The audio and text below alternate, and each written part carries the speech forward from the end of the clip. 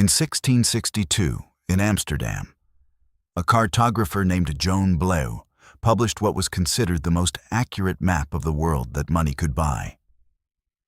It was called the Atlas Mayer. 10 volumes. It cost roughly a skilled worker's annual salary. Kings owned it. Ship captains consulted it. And in volume 10, there was a map. I want you to look at it. It covers roughly 1/6 of the Earth's land surface, larger than the entire continent of North America.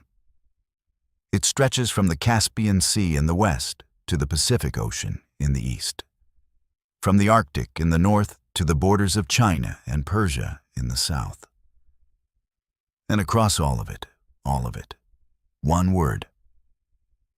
I'm going to hold on that for a moment, because the same atlas in other volumes shows Italy divided into its city-states, France divided into provinces, the Holy Roman Empire divided into hundreds of principalities, road networks, rivers, ports, borders. This region, 1/6 of the planet, gets one word. No roads, no cities you've heard of, no internal borders. Just the label, and below it, stylized men on horseback, a few yurts, and sea monsters drawn into the Arctic Ocean. Sea monsters. In 1662.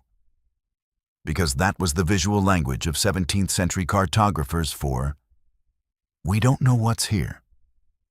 So I want to ask you the question that's been sitting with me since I first pulled this map up at midnight on my own screen. What do you call a place when you don't know what's in it? Let me give you the scope of this. The Bleu Atlas wasn't the first map to do this. The first was published 92 years earlier, in 1570 in Antwerp, by a cartographer named Abraham Ortelius. His atlas, the Theatrum Orbis Terrarum, contained the first dedicated full-page map of this region ever printed. It set the template. Every European cartographer after him followed it. For 250 years, from 1570 to roughly 1820, every major atlas published in Western Europe contained a version of this map.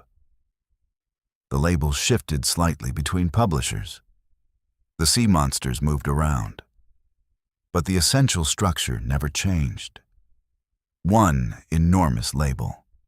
One enormous void. Here's the detail I keep returning to. In that same 250-year window, European mapmakers got progressively better at everything else. Their maps of coastal Africa improved as trade routes expanded. Their maps of the Americas filled in as colonization proceeded. Their maps of the Indian subcontinent became detailed enough to navigate by.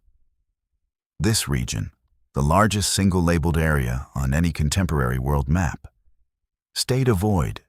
Now, I want to be careful here, because this is where a lot of people jump to a conclusion I'm not willing to jump to yet. The standard explanation is that European mapmakers simply had no access. The region was too vast, too remote, populated by groups that didn't trade with Amsterdam or Antwerp. That explanation is mostly correct. I'm not disputing it. What I'm saying is, look at the scale of the ignorance. Note to production, the Library of Congress Geography and Map Division blog has covered Tartaria cartography. Confirm specific post title and date from dossier before recording. If unconfirmed, remove institutional attribution and use the following. The cartographic record itself traces this label through 4 centuries of Western mapmaking. The mainstream conclusion is what you'd expect. A geographic label applied to unknown territory. Not a record of an independent civilization. That's the mainstream position. I think it's right, but there's a detail in that same record that doesn't get enough attention. The word itself. It comes from Tatars, the actual people of the region. But as Tatars passed through the filter of European languages, it got fused with something else. Tartarus.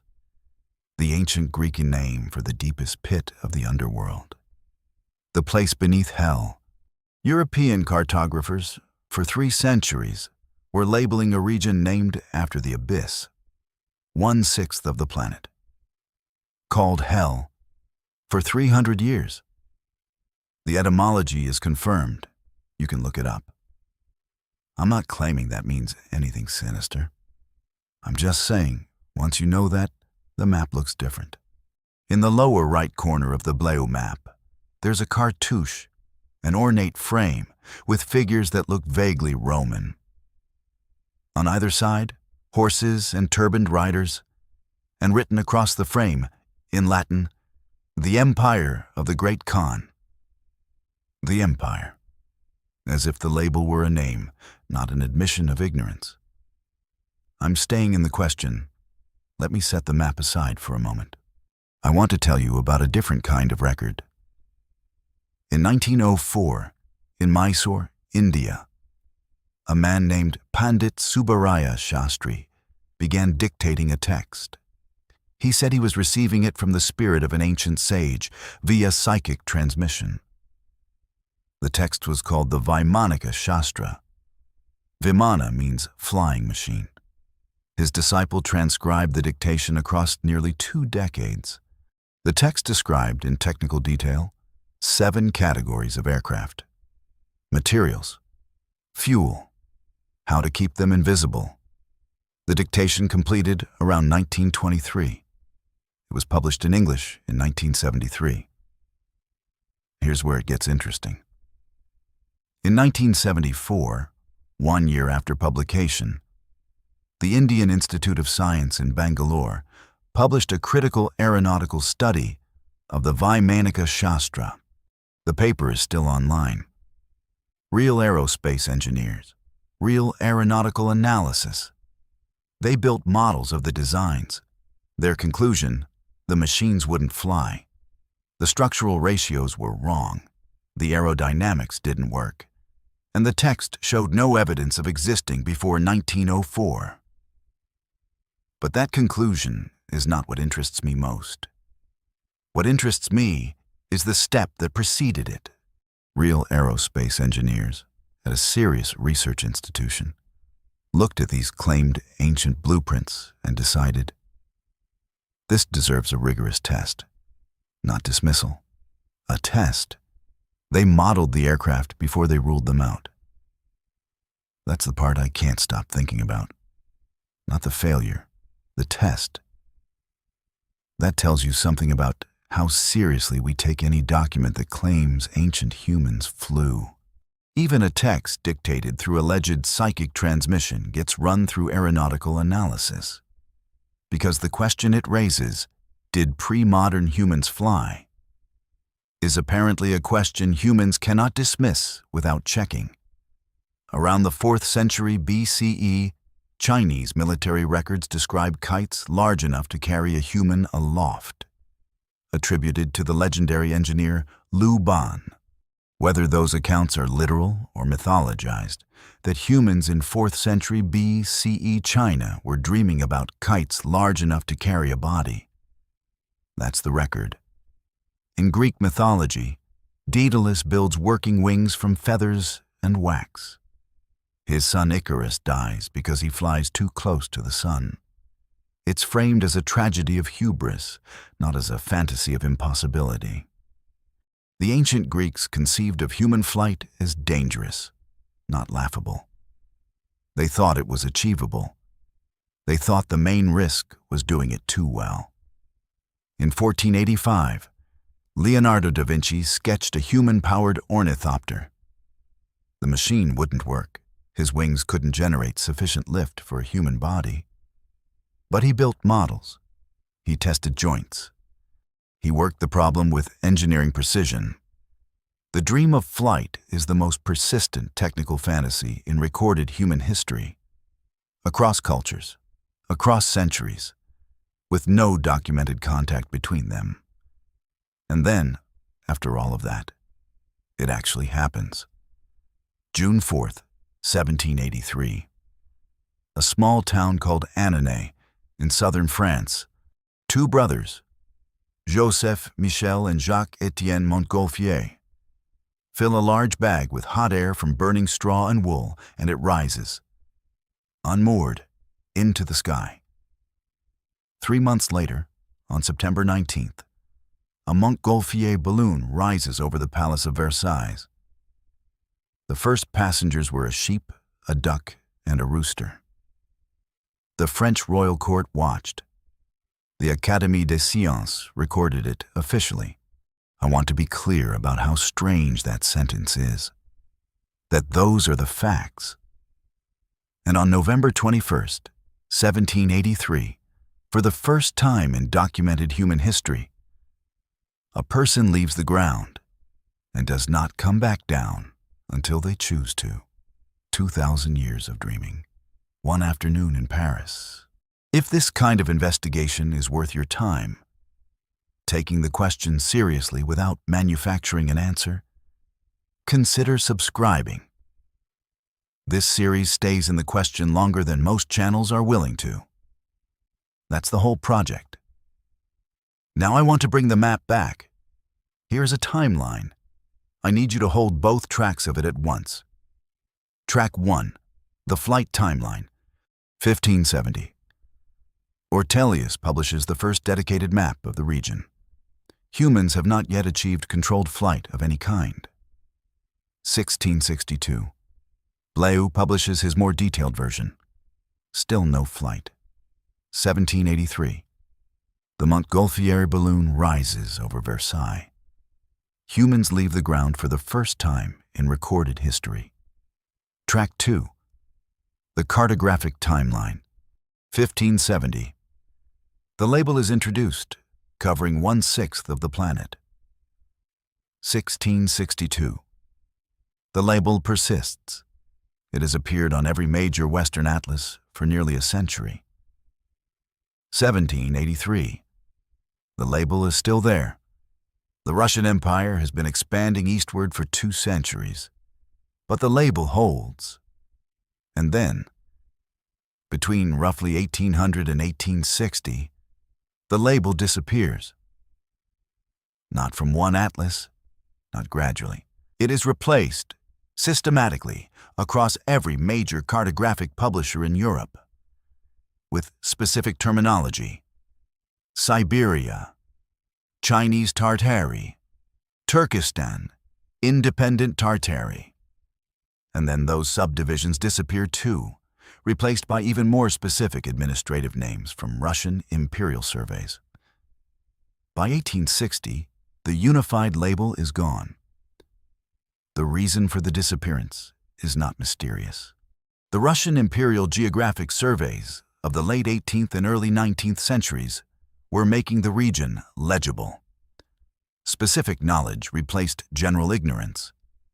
The catch-all label became unnecessary. That's the official explanation, and I think it's correct. But this raises a simple but critical question. Humans dream of flight for 2,000 years. In 1783, while the label is still on the maps, while the region is still a cartographic void, humans first actually fly. And then, in the decades immediately following, the void closes. The blank space fills in. The label disappears. Flight was invented while the void existed. When the world became legible from above, the void stopped existing. I don't know what that means. I'm not sure anyone does. But I've stopped pretending it's nothing. This is where I need to introduce something. There is an online community, substantial, active, globally distributed, that calls itself the Tartaria Research Community. You've probably encountered it. They ask questions about anomalous architecture, strange maps, buildings that seem too elaborate for their official construction dates. Some of their specific claims don't hold up, and I think it's worth saying so directly. The idea that the 1893 Chicago World's Fair buildings were remnants of a prior civilization. That's debunked cleanly by contemporary newspaper coverage, documenting their planned demolition before the exposition even closed. The buildings were explicitly designed as temporary plaster facades. There are receipts, photographs circulating in the community that allegedly show flying machines hovering over 19th century cities. None have passed forensic review. Every identified example traces to lens flares, photo manipulation, birds, or double exposures. 0 have withstood independent authentication. These claims don't help the question they're trying to ask. They crowd it out. But underneath those claims, the community is asking something that legitimate historians actually do share. There's a thread on a forum called stolenhistory.net. And counterintuitively, it's a skeptical thread, titled, "Tartaria is a myth and didn't exist." It's one of the most engaged threads on the site. The most cited insight within it, paraphrased across multiple responses, is this. The interesting question isn't whether Tartaria was a real empire. The interesting question is, why did European mapmakers invent and maintain a label for a region they knew nothing about for 400 years and then stop all at once when Russia moved in? The question is real. Where it points, that's the work. It doesn't require the region to have been a unified civilization. It only requires you to notice that map labels disappear when empires expand. When one kind of knowing replaces another kind of not knowing, the name for the not knowing vanishes.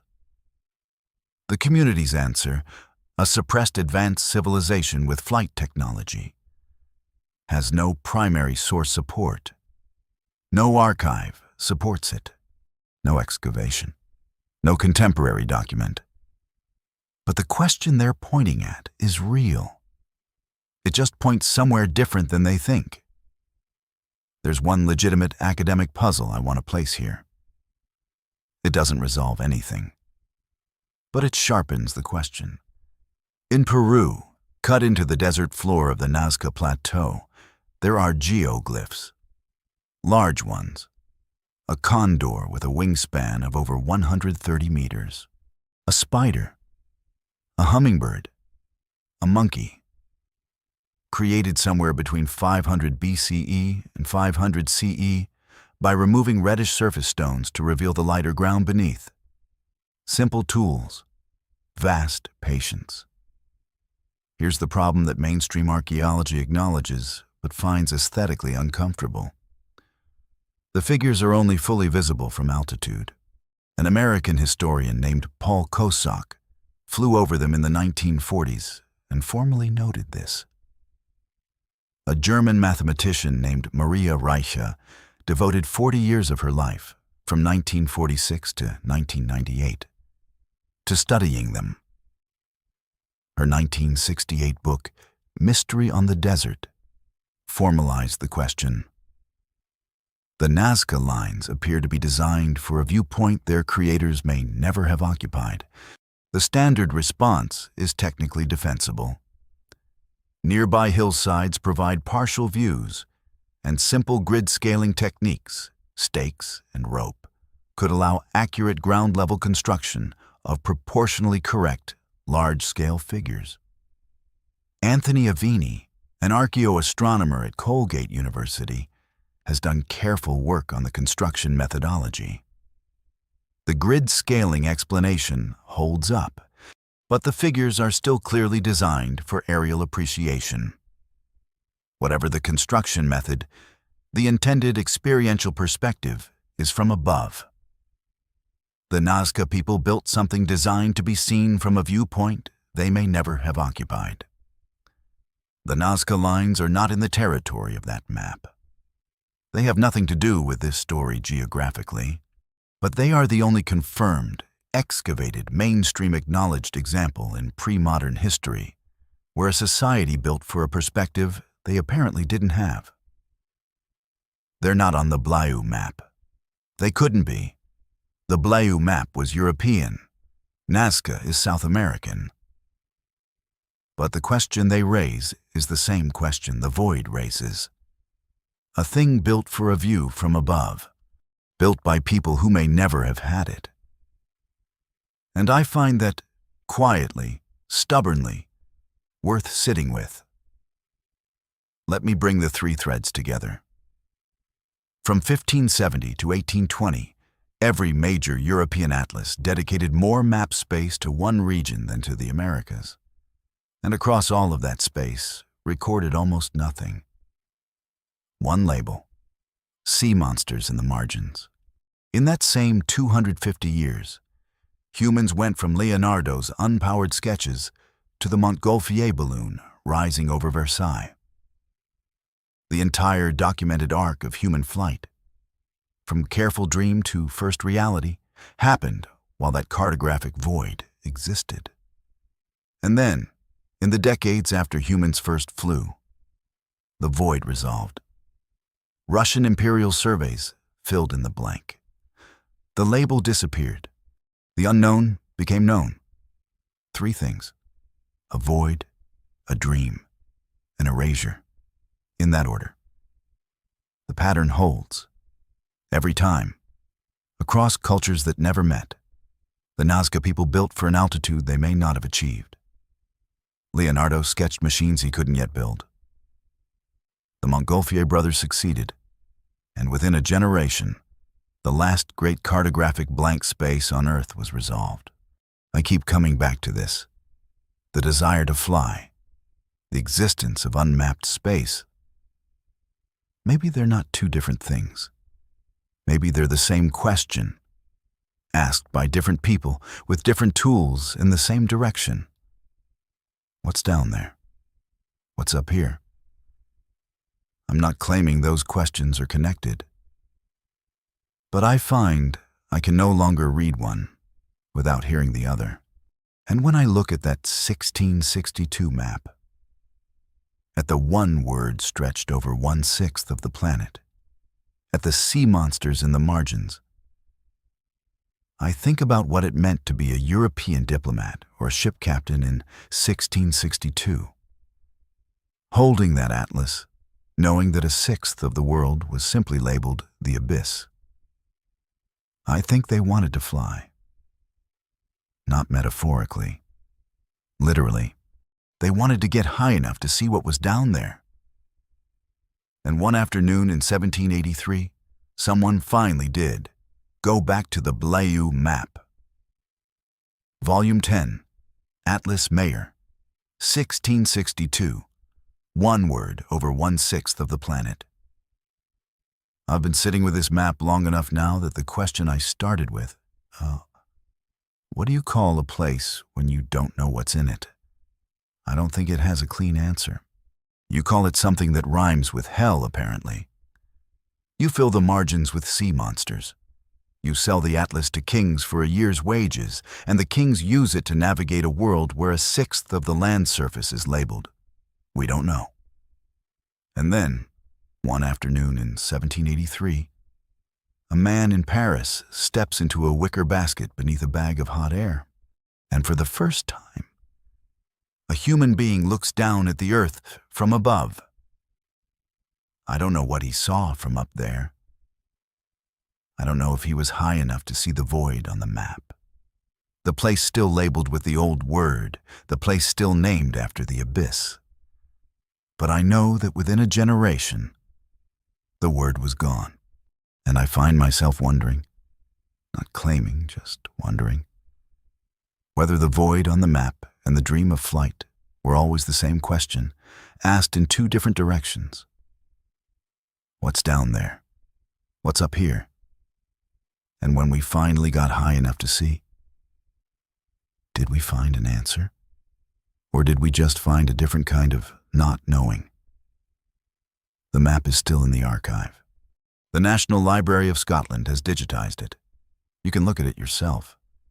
John Bleu, 1662, Volume 10. The word is still there, stretched across all that space. The sea monsters are still in the margins. I'm staying in the question. And no music stinger, let the silence hold.